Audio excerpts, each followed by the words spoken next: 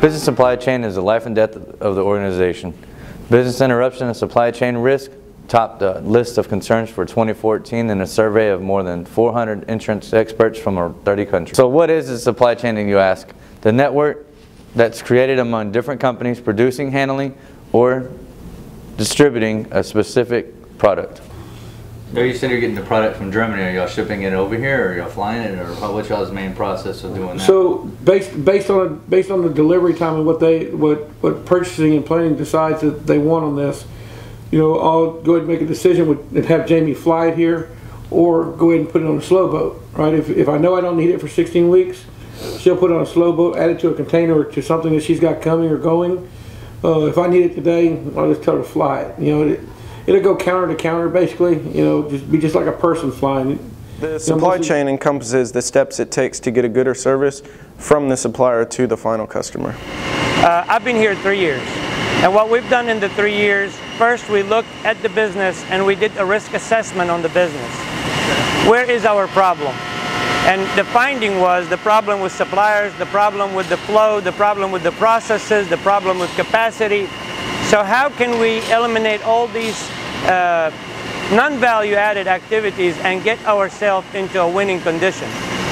The supply chain includes multiple companies such as suppliers, manufacturers, and retailers. Production line and stuff like that, when it comes in off the truck, y'all get it, where does it go from there when it first hits here? So when it hits here, the deck hits here, it goes into receiving and pass inspection. So it's all one group. It's to a separate building out back. What they do is they take it, they offload it, they inspect it. What we do is, if it's a first shipment, we're expecting 100%. If it's something that we normally deal with all the time, we're expecting 10% of it. So 10% of each size that's there. So once they inspect it and it passes inspection by the 10%, what it does is it goes to Jamie, and what she does is we'll re-uncrate the whole thing originally. So now they have to go back and recrate it all and put it on the shelf with the seals. With material coming from overseas, the huge disruption is the time on the water. Minimally, it's 30 days depending on where you're getting the material from. When it comes from overseas, getting them into production is a time-consuming process, making sure that they have all their material in line with all their other vendors, getting that processed. Once that goes, getting it out of the water and then getting... And an example of this supply chain disruption would be the oil spill, including the BP oil spill, which happened over a course of 87 days and damaged Macondo wellhead, located around 5,000 feet beneath the ocean surface. It leaked about 4.9 million barrels, or over 200 million gallons of oil into the Gulf of Mexico, making this spill the largest accidental ocean spill in history and the largest negative environmental human impact along the Gulf Coast.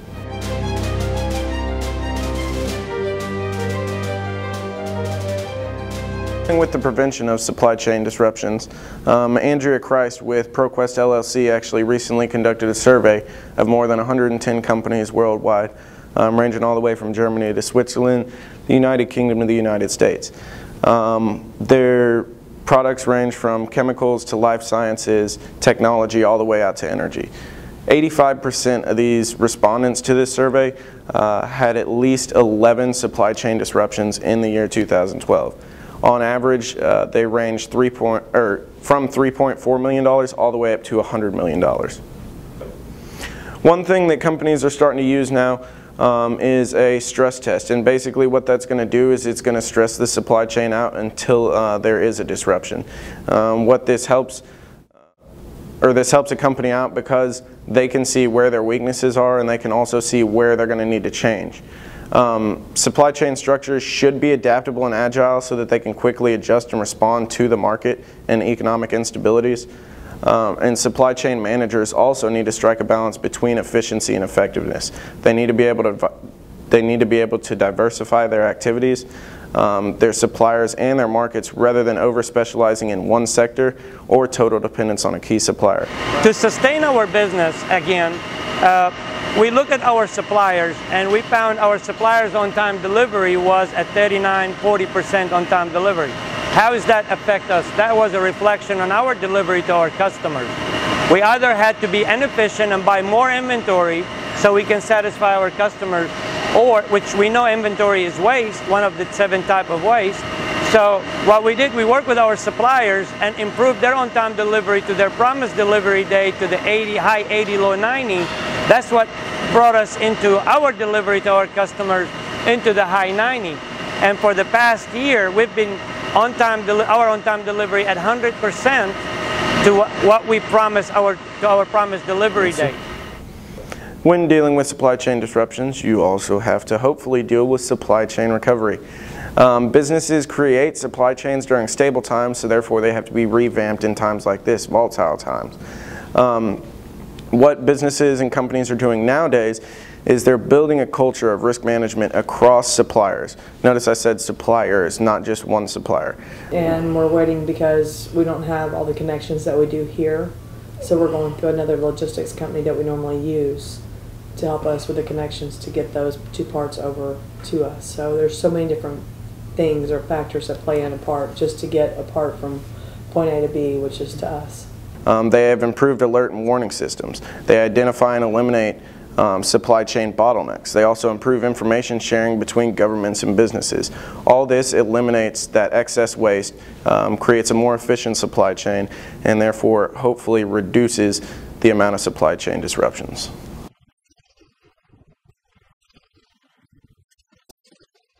We did the 6S part of Lean Six Sigma implementation, and as you see, we clean house. We eliminated all the barriers in front of the employees that caused them the tripping and the fall and the hazard of injuries.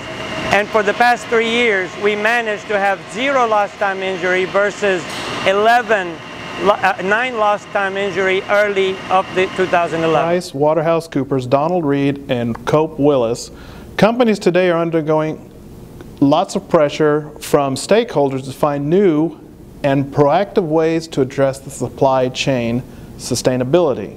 In order to make sustainability issues, Reed and Cope points out some of the pressing forms of supply chain sustainability risks companies should address. Climate change and related severe weather topics are in that category. Damage to environment caused by pollution and other topics. Social issues, safety issues, and labor issues such as human trafficking, child labor, and unsafe work environments. To tackle sustainability issues in the supply chain, companies can access resources such as the United Nations Global Compact, which has established a website with resources such as initiatives, programs, codes, resources, and standards, as well as networks. The companies can go to the United Nations Compact website to find more information about these resources. The Sustainable Supply Chain Foundation, SSCF, provides some key areas in supply chain sustainability. An example of these would be environmental stewardship, conservation of resources, reduction of carbon footprint, financial savings and viability, and social responsibilities. According to the SSCF, data and practice have shown that the sustainability greatly enhances even the company's financial results. Furthermore, claims have been made when companies reduce their carbon footprint, they're reducing the risk of disruptions due to weather events triggered by climate change. View of the events of what we're trying to summarize here is that, it just lets you know that all the companies are susceptible to supply chain disruptions and that they are taking necessary steps from the past events and future events trying to help sway disruptions from happening and take the least cost of course of action. So to wrap things up, basically without the supply chain, the company does not exist. Building a culture of risk management across the suppliers, improving alert and warning systems, identifying and eliminating supply chain bottlenecks, and improving information sharing between governments and businesses are what's going to make supply chain sustainability last. Supply chain and sustainability are key issues currently. Companies are more and more putting emphasis on the sustainability of their supply chain. They are making an effort to be conscientious about the social, the environmental, as well as profitability which their supply chain provides for them.